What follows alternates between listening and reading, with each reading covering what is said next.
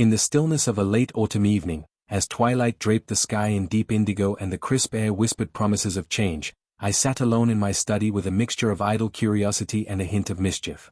The idea had come to me like a passing thought: what if I hired a private investigator just for fun?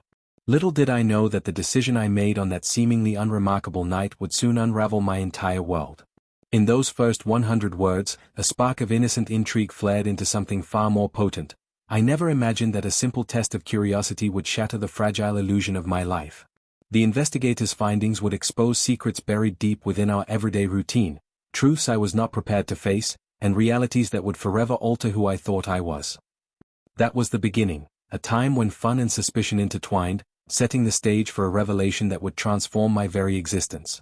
I had always considered our life together to be solid, a well-constructed routine marked by love, shared responsibilities, and a comfortable familiarity. My wife, Amanda, was my partner in every sense, the person I trusted implicitly. We had built a world of mutual respect and daily rituals that, to any outsider, appeared flawless. Yet, like a faint murmur in the background of a symphony, there had been subtle hints that all might not be as perfect as it seemed. It began with small discrepancies, unexpected late-night phone calls, unexplained expenses, and moments when her eyes seemed to search for something beyond our home. I tried to dismiss these anomalies as the quirks of a busy life, harmless deviations from our normal routine. After all, who among us isn't occasionally distracted by the allure of something new? But the seed of doubt had been planted. One evening, when the mundane pressures of the day had finally ebbed away and I found myself restless with a mixture of ennui and an uncharacteristic urge for excitement, the idea struck me. I recalled reading about how some couples, in the spirit of adventurous banter, sometimes spiked their lives with a bit of mischief. What if I, too, could inject some thrill into our seemingly predictable marriage? I decided, almost on a whim, to hire a private investigator. The notion was exhilarating in its simplicity, a harmless experiment to satiate my idle curiosity. I envisioned it as nothing more than a fun diversion, a way to see if there were any amusing surprises lurking behind the veneer of our daily life. With a few clicks online and a discreet phone call later, I arranged for an investigator to shadow us, not to confront my wife or expose her, but simply to observe. I assured myself that I would remain oblivious to the details until the final report, convinced that if nothing untoward was discovered, I could laugh at the whole absurdity. I even felt a tinge of excitement at the prospect of a harmless secret, a private game between me and fate. The first days of the investigation passed in an uneasy normalcy. I continued my daily routines, greeting Amanda with a smile each morning and sharing coffee as we discussed our plans for the day. Yet, beneath that calm exterior, I could feel a subtle shift, a heightened awareness that every small gesture, every glance exchanged, might be under scrutiny. I found myself taking extra care with my words, my expressions, wondering if any of our everyday interactions might later be cast in a different light. Then came the day the PI's report arrived. I remember the envelope arriving unexpectedly on a rainy afternoon, its plain, unassuming exterior belying the explosive contents within. With a mix of anticipation and a burgeoning sense of dread, I opened the envelope and unfolded the report. What I read sent a shudder down my spine and left my heart pounding erratically in my chest. The report detailed observations that painted an entirely different picture of our life than the one I had so comfortably believed in. It wasn't filled with the anticipated mundane details of our routine, but instead, it spoke of meetings, phone calls, and a set of circumstances that I had never noticed, until now. According to the investigator's notes, Amanda had been frequently visiting a trendy new spa and boutique in town, places we had never discussed, places I had no recollection of ever planning a visit to. The report described how she'd often taken a different route home from work, one that passed by these establishments, and how she had, on several occasions, left her phone unattended in moments of apparent distraction. There were entries detailing brief conversations with an unknown individual, snippets of dialogue that hinted at secretive plans and promises of indulgence that I could scarcely comprehend. My mind raced as I read, trying to reconcile the picture of Amanda I thought I knew with the woman described in the report, a woman who, it seemed, had been living a life of subtle luxury and clandestine rendezvous. At first, I was overwhelmed by disbelief. How could the gentle, caring woman who had shared her dreams and vulnerabilities with me be capable of such deception?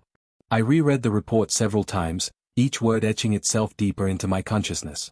The investigation, which I had thought would be nothing more than a playful experiment, had uncovered details that were impossible to ignore. My initial amusement at the idea of a PI was rapidly replaced by a deep, gnawing pain, a realization that the perfect marriage I had cherished was built on a foundation that was far less secure than I had imagined. The hours that followed were a whirlwind of confusion and introspection. I sat alone in the quiet of our study, the sound of rain tapping softly against the window, and allowed the weight of the report to settle over me.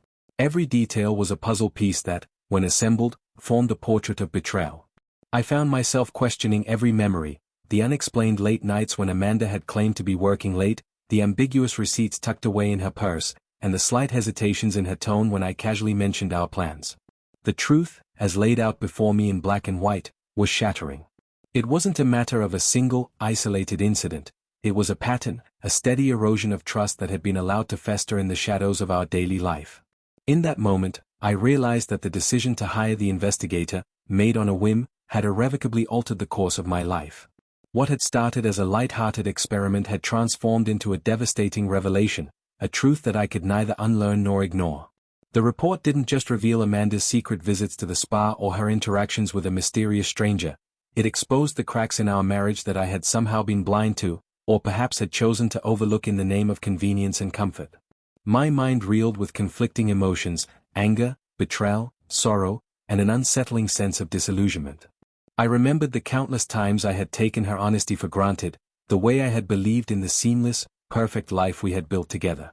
Now, every shared smile and every word of assurance felt tainted by the knowledge that I had been living a lie. I felt a bitter loneliness that no amount of shared history could dispel, and for the first time in years, I questioned the very essence of what we had been.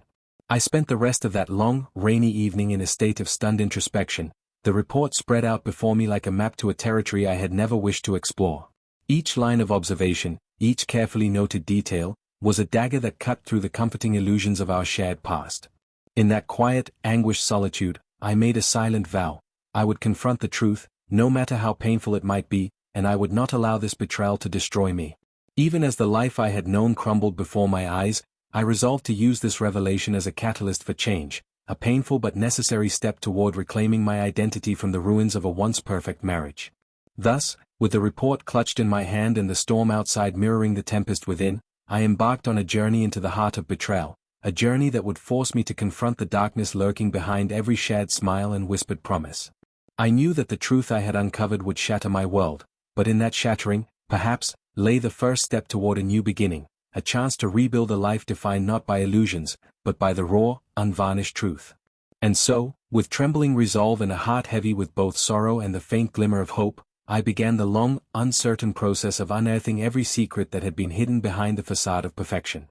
The days following the arrival of the investigator's report felt like stepping into a twilight world, where nothing was as it seemed and every small detail carried the weight of a secret unrevealed.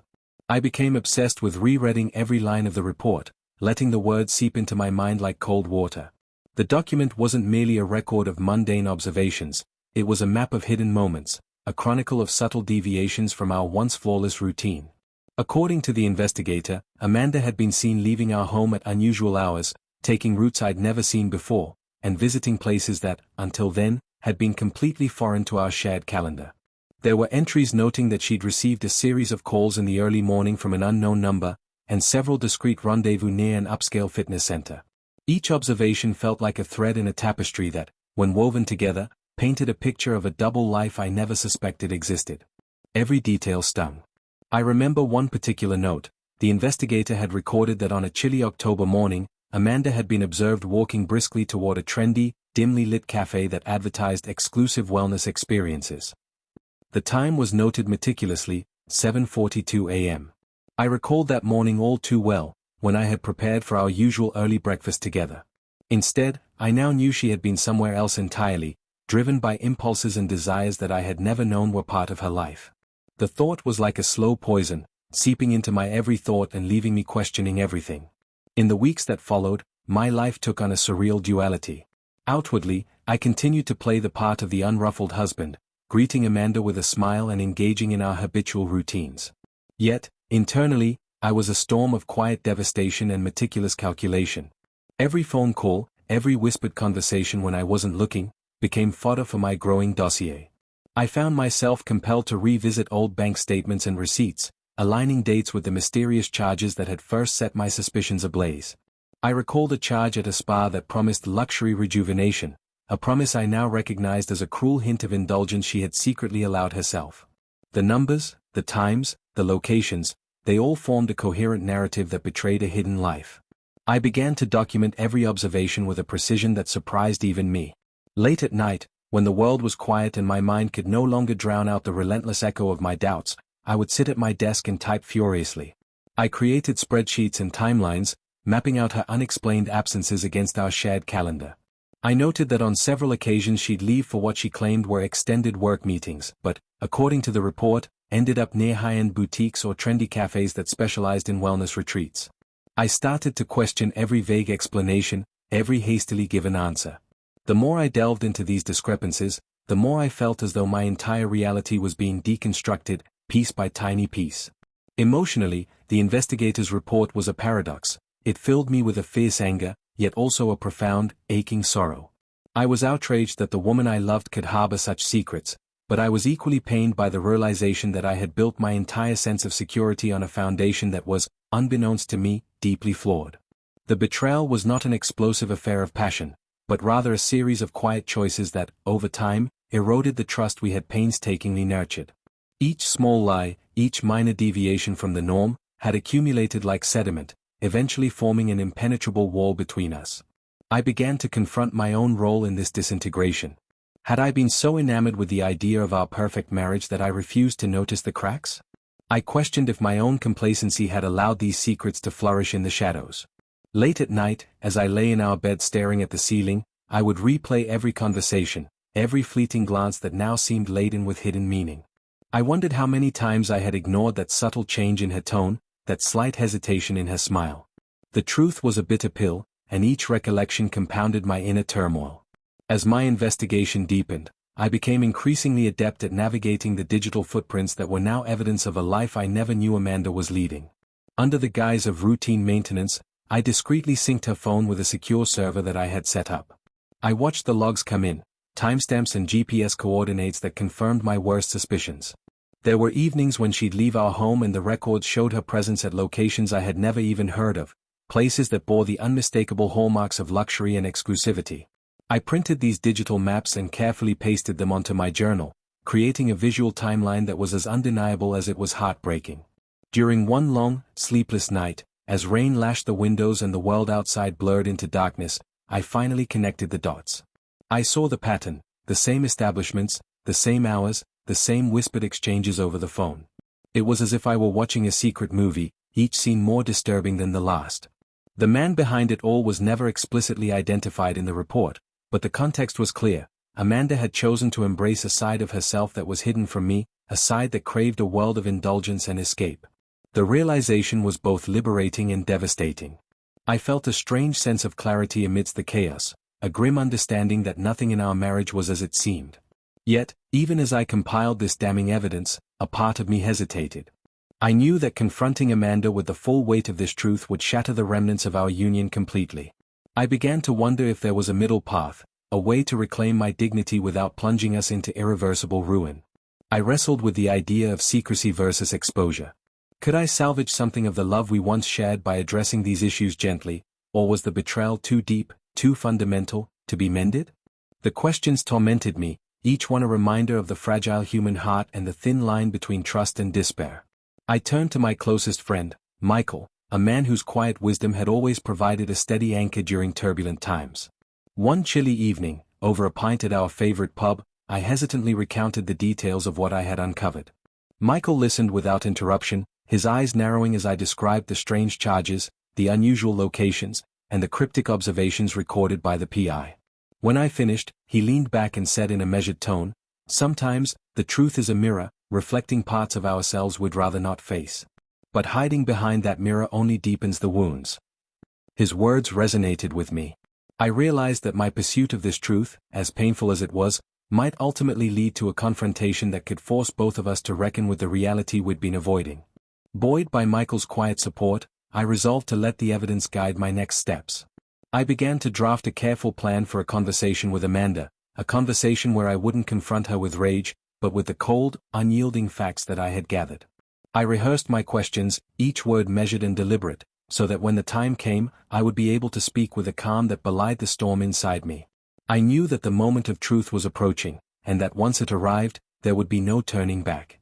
The silent war I had waged was about to reach its climax, a moment when the accumulated evidence would demand an explanation, and the facade of our perfect life would be irrevocably dismantled. In the meantime, I continued my daily routine with an eerie sense of detachment. Every interaction with Amanda became a careful dance of observation and control. I would watch the way her eyes flickered when she thought I wasn't paying attention, the subtle shifts in her posture that betrayed a hidden anxiety. These small signals were all pieces of the puzzle, a testament to the reality I had long feared. I started recording these moments in my journal, not only as evidence of her secret but as a way to understand the complex emotions that were now defining our existence. There was a clinical detachment to my observations, a part of me that had learned to compartmentalize the pain so that I could function, even as my heart screamed in silence. One particularly agonizing afternoon, I noticed that Amanda had left the house without her usual haste, her departure accompanied by a furtive glance over her shoulder. I watched from the window as she drove away, her car disappearing into the distance like a symbol of all that I had lost. The sight sent a shudder through me, and I retreated to my study, where I reviewed the digital logs once more. The timestamps confirmed that she had been at that upscale boutique spa earlier that day, a place we had never mentioned in our shared life. It was another stark reminder that the person I thought I knew was leading a parallel existence, one that was as dazzling as it was deceitful. In the solitude of those moments, I wrestled with the complexity of my own emotions. I was angry, incensed by the betrayal, by the realization that the trust one had so freely given had been so callously shattered. I was sorrowful, mourning the loss of a love that had once seemed unbreakable. And I was deeply conflicted, torn between the desire to confront and expose her secret life and the fear that doing so would obliterate everything we had ever built together. It was a paradox that left me feeling both empowered and utterly vulnerable. I knew that the time for silence was nearing its end. The dossier was complete, and every piece of evidence, every recorded observation, was ready to be brought into the light. Yet, I continued to bide my time, weighing the consequences of immediate confrontation against the possibility of a more gradual unveiling of the truth. I began to imagine scenarios in which I could let Amanda's own guilt drive her to confession, a slow unraveling of the facade, precipitated not by my words but by the undeniable weight of the facts. This plan, though it filled me with a cold sense of resolve, also left me with an unexpected emptiness. I was preparing to expose a betrayal that had cost me the very foundation of my trust, and I wondered if the truth would ultimately free me, or bind me to a cycle of regret. In my private moments, I recalled the early days of our marriage, the tentative smiles on our first date, the shared excitement of building a future together, the whispered promises in the quiet of the night. I remembered how, back then, trust was an unquestioned pillar, a bond that seemed unbreakable. Now, that pillar had been eroded by countless small betrayals, by the silent accumulation of secrets. The investigator's report had not just revealed Amanda's hidden expenditures or secret visits, it had unveiled the slow decay of a love that I had taken for granted. I wondered if I could ever reclaim the trust we had once shared or if it was forever lost in the labyrinth of our past.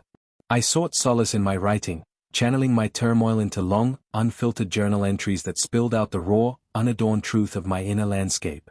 I wrote about the creeping sense of disillusionment that had seeped into my bones, the slow realization that the perfect marriage I had believed in was nothing more than a carefully maintained illusion.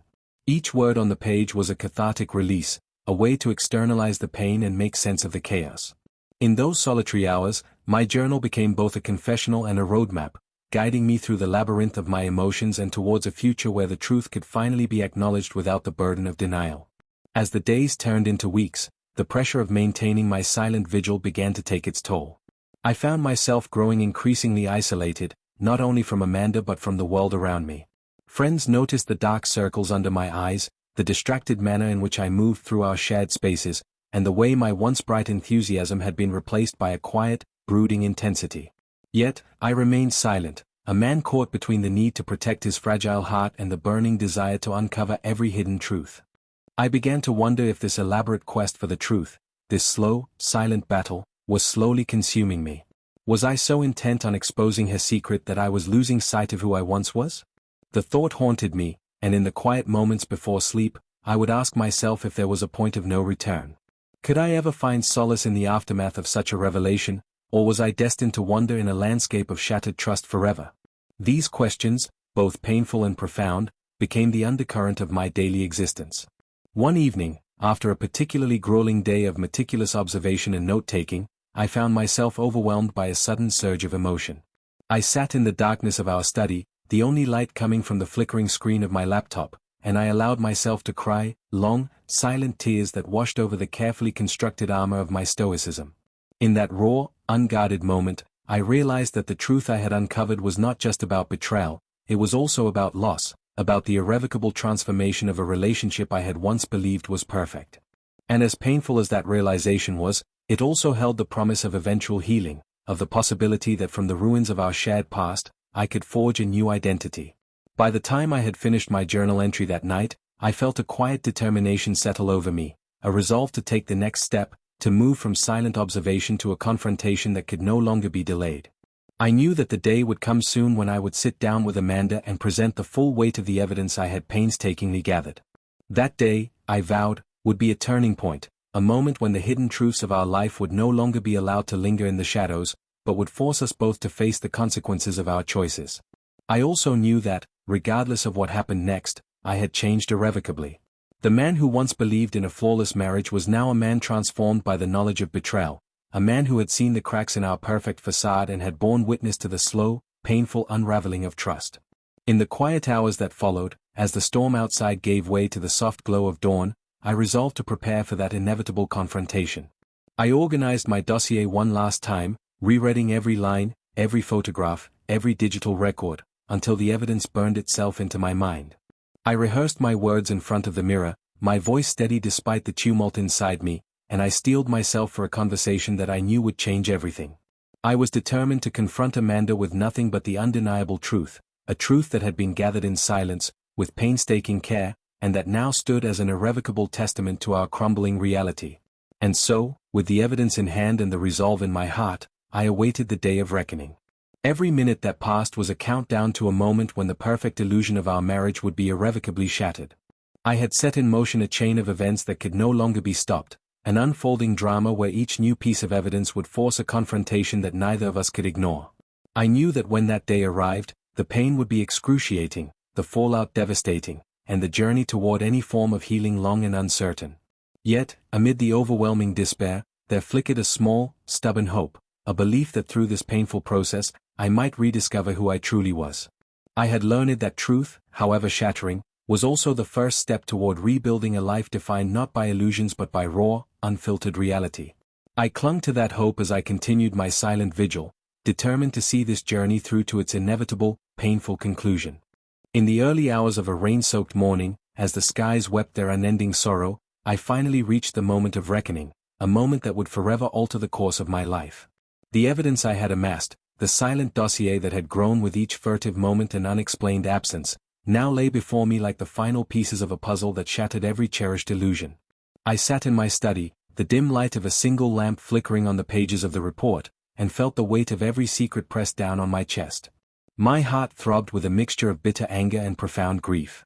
The truth was undeniable. The private investigator I had hired for fun had uncovered a hidden life, one filled with deception, late-night rendezvous, and subtle betrayals that over time eroded the foundation of my perfect marriage. I remember that morning vividly. I could still feel the chill of the rain on my skin as I stood by the window, lost in a storm of emotions. The damning evidence, photos of clandestine meetings, detailed logs of Amanda's unexplained absences, and digital footprints of visits to luxurious spas and boutique retreats, stared back at me.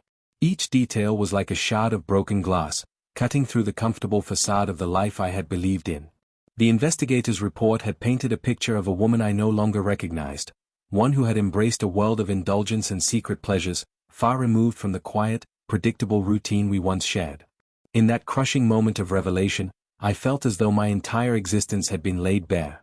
The man who had once basked in the warmth of unconditional trust now confronted a reality that was raw, unfiltered, and devastating. The truth, once hidden in the minutiae of everyday life, had emerged with the brutal force of a tidal wave, leaving behind a landscape of broken dreams and lost promises. And as I stared at the compiled evidence, a single, painful thought echoed through my mind: nothing would ever be the same again. That day marked the beginning of a long, agonizing journey, a journey of confrontation, of forced introspection, and ultimately, of uncertain renewal. I knew that I could no longer remain in the shadows, silently cataloging the betrayal that had stolen so much from me. I had to face Amanda, to confront her with the undeniable proof that had dismantled my world piece by piece. Yet, even as I steeled myself for the inevitable confrontation, I felt a deep, gnawing emptiness. The more I uncovered, the more I realized that the perfect marriage I had once believed in was nothing more than a fragile illusion, meticulously maintained until it was allowed to crack. In the days that followed, the atmosphere in our home grew unbearably tense. Every room, every familiar corner, was now haunted by the ghost of that revelation. I found myself drifting through the spaces we once shared, the silence between us echoing with unspoken accusations and a shared sense of loss. Amanda, once so vibrant and full of life, had become a shadow of herself, her eyes avoiding mine, her smiles forced and brief. I could sense that she, too, was aware that our lives had diverged irreparably, that the unspoken truth had set us on a collision course from which there was no escape. The confrontation finally came on a bleak afternoon when dark clouds gathered above and the rain tapped a steady rhythm against the windows. I invited Amanda to join me in the study, a room that had once been our sanctuary for quiet conversation and shared dreams. The air was heavy with the scent of damp earth and unresolved tension as I laid the dossier before her on the desk. I spoke softly at first, "Amanda, we need to talk about what's been happening, about what I've learned." My voice, though calm, betrayed a tremor of anguish.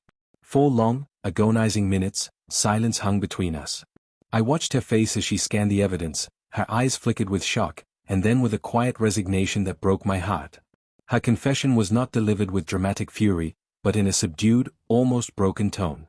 She admitted to spending money on luxurious treatments and secret outings, rationalizing them as indulgences meant to escape a life that had grown mundane. But the truth was deeper than that. In the halting words that followed, she revealed a long-held dissatisfaction, a yearning for something more exciting, something that our life together had failed to provide. Every sentence she uttered was a knife that cut deeper, not just into the trust we once shared, but into the very core of our identity as a couple.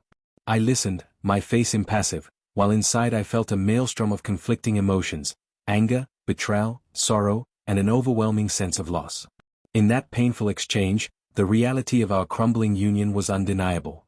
I realized that I had spent so long blind to the subtle signs, those late-night absences, the vague explanations, the quiet evasions, that I had allowed a gulf to form between us. And now, with every confession, that gulf widened into a chasm, irreparable and deep. After the confrontation, I withdrew into myself.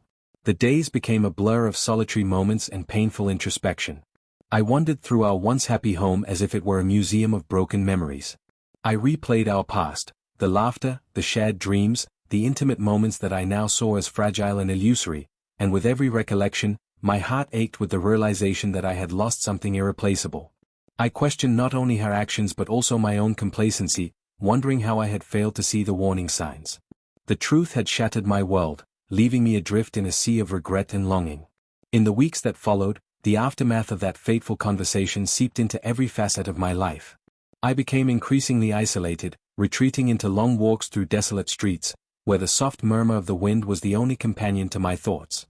I attended therapy sessions, where I poured out the raw details of my journey, from the innocent curiosity that had led me to hire a private investigator, to the crushing burden of the truth that had been uncovered.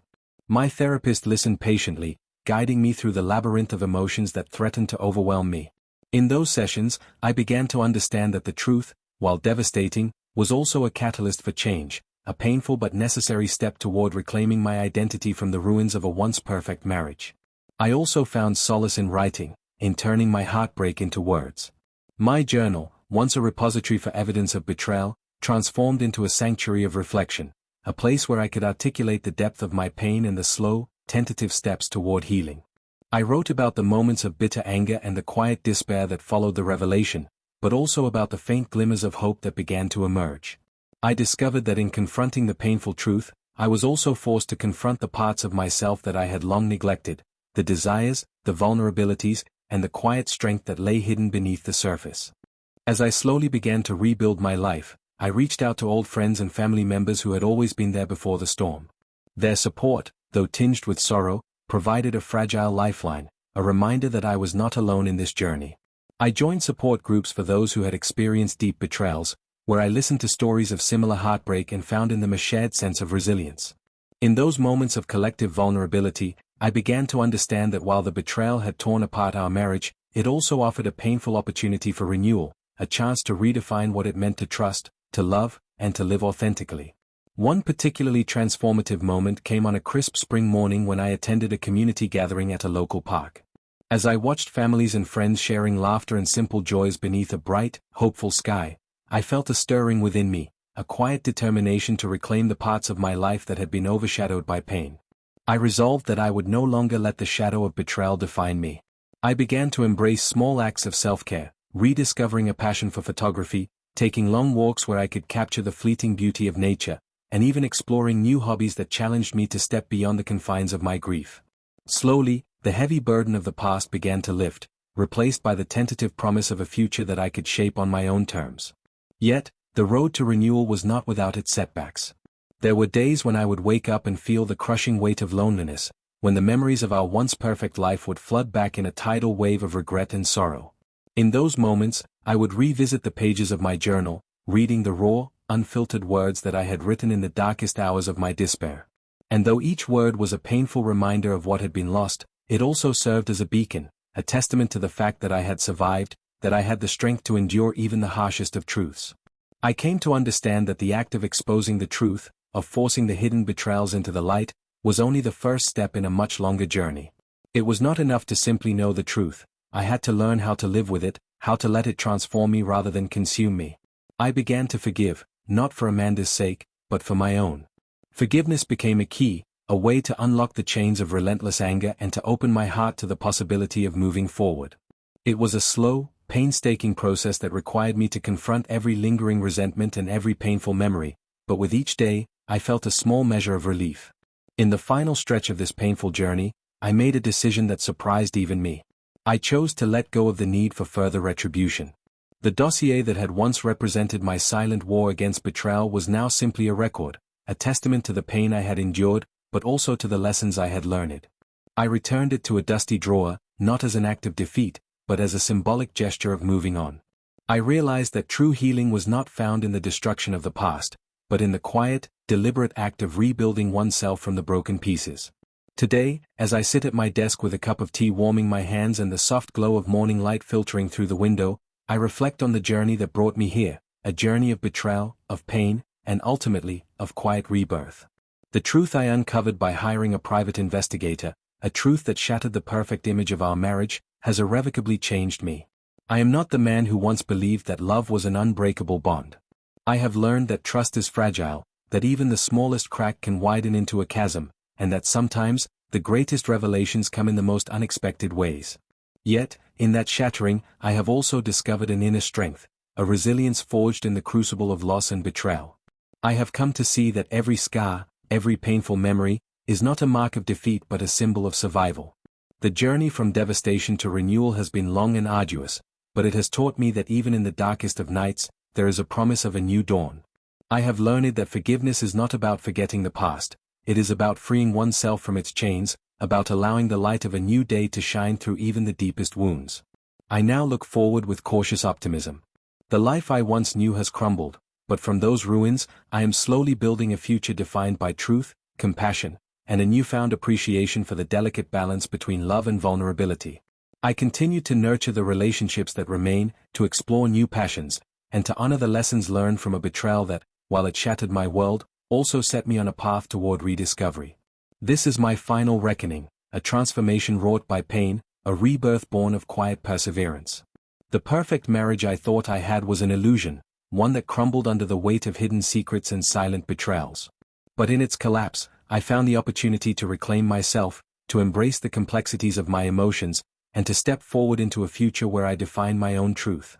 My journey is far from over, and each day brings its own challenges, its own moments of sorrow and joy. Yet, as I continue to navigate this winding road, I carry with me the unyielding belief that even the deepest wounds can heal, and that from the shards of a broken past, a new, more authentic life can emerge. In the soft glow of each new sunrise, I find the strength to smile again, to open my heart to the promise of tomorrow, and to trust that, despite everything, the human spirit is capable of incredible renewal. This is my rebirth, a testament to the power of truth, the resilience of love, and the quiet, enduring hope that carries us through even the darkest of times.